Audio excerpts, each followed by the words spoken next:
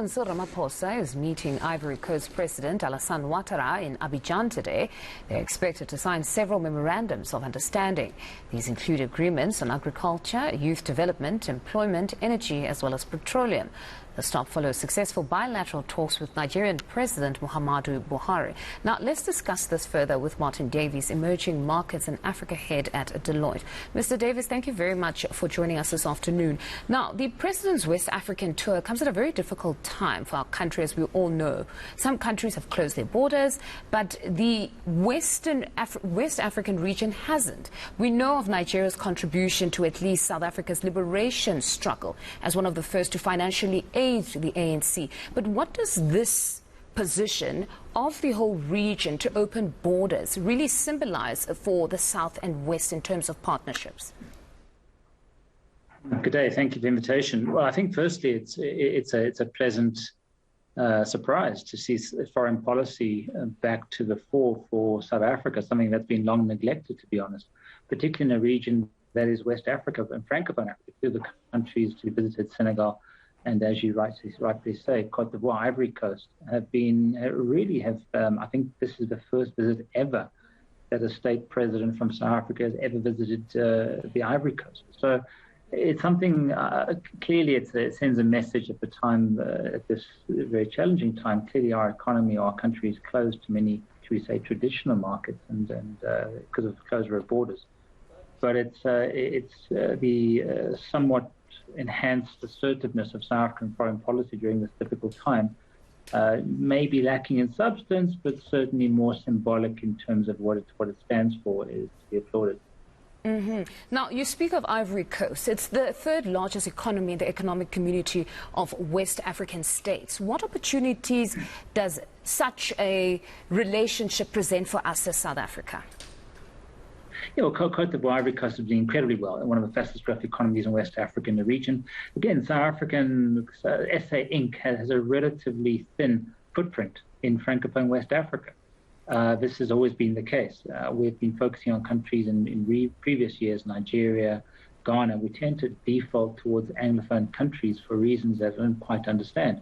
However, in light of the increased push of the African Continental Free Trade Agreement, of course, we need to, as South Africa and beyond, is to embrace, should we say, pivotal economies in each respective region. And Côte d'Ivoire certainly falls into that. It's not a country that really comes across the radar of South African business all too often. But I hope that changes over time. It's an economy that certainly offers new opportunities. Now, we know that they're heavily dependent on agriculture, being the largest exporters of cocoa beans. How can we capitalize on this that they export? Well, I'm not sure how we can capitalize on that, but I think it's more, as I said, more countries we can get, use the word pivotal countries in each region to act as strong proponents for free trade. Liberalized trade for the African Continental Free Trade Agreement is, of course, positive. And let's not also forget that Abidjan, the capital of Côte d'Ivoire, is the headquarters of the African Development Bank, which is a key development institution financing infrastructure and all good things in our own region as well.